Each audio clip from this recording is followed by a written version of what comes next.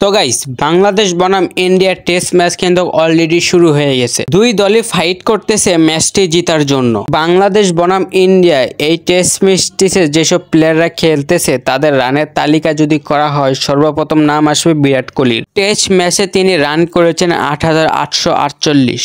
এই তালিকায় ২ নম্বরে আছেন মুশফিকুর রহিম।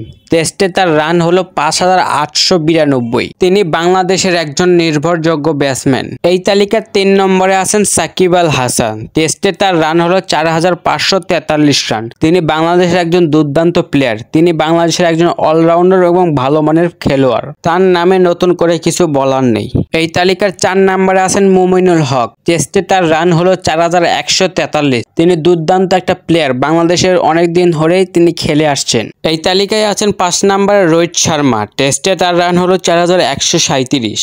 তিনি অনেক ভালো মানের একজন ক্রিকেটার। ইন্ডিয়ার মানুষরা তাকে হিটম্যান বলে ডাকে। এই তালিকার ৬ নম্বরে আসেন রবিচন্দ্রন আশ্বিন। টেস্টে তার রান হলো ৩,৩০৯। তিনি ভালো মানের একজন ক্রিকেটার। তিনি ইন্ডিয়াকে অনেক দিন ধরে সার্ভিস দিয়ে আসছে। এই তালিকায় ৭ নম্বরে আসেন রবীন্দ্র জাদেজা। টেস্টে তার রান হলো ৩,০৩৬। তিনি অনেক ভালো মানের একজন ক্রিকেটার। তাকে বলা যেতে পারে একজন অলরাউন্ডার। এই তালিকার ৮ নম্বরে আছে কেএল রাহুল। টেস্টে তার রান হলো ২,৮৬৩। তিনি হলেন ভালো উইকেট কিপার এবং ভালো মানের একজন ব্যাটসম্যান। এই তালিকার ৯ নম্বরে আছেন লিটন কুমার দাস। টেস্টে তার রান হলো ২,৬৫৫। বাংলাদেশের একজন নির্ভরযোগ্য ব্যাটসম্যান বলা যেতে পারে তাকে। এই তালিকার সর্বশেষ এবং যে আছেন তার নাম হলো ঋষভ পান। টেস্টে তার রান হলো ২,২৭১। তিনি অনেক যুদ্ধের পর টেস্টে ব্যাক করেছেন। তিনি একটি দুর্ঘটনায় অ্যাক্সিডেন্ট করেছেন। টানা ২ বছর তিনি ইনজুরিতে ছিলেন এবং দলের বাইরে ছিলেন। তো গাইস, এই হলো বাংলাদেশ বনাম ইন্ডিয়া ব্যাটসম্যানদের রানের তালিকা। তো গাইস, এতক্ষণ তো ব্যাটসম্যানদের রানের তালিকা দেখালাম। এখন দেখাবো বাংলাদেশ বনাম ইন্ডিয়া বোলিং এর তালিকা। এই বোলিং এর তালিকায় সর্বপ্রথম আছেন রবিচন্দ্রন আশ্বিন। টেস্টে তার সর্বমোট উইকেট হলো ৫১৬টা। এই তালিকার ২ নম্বরে আছেন রবীন্দ্র জাদেজা। টেস্টে তার সর্বমোট উইকেট হলো ২৯৪। এই তালিকার ৩ নম্বরে আছেন জাসপ্রীত বুমরাহ। টেস্টে তার উইকেট হলো ২৭১। এই তালিকার ৪ নম্বরে আছেন বিশ্বসেরা সাকিব আল হাসান। টেস্টে তার উইকেট সংখ্যা হলো ২৪২টি। এই তালিকার ৫ নম্বরে আছেন মেহেদী হাসান মিরাজ। টেস্টে তার উইকেট সংখ্যা হলো ১৭৪টি। বাংলাদেশের একজন নির্ভরযোগ্য অলরাউন্ডার বলা হয় তাকে।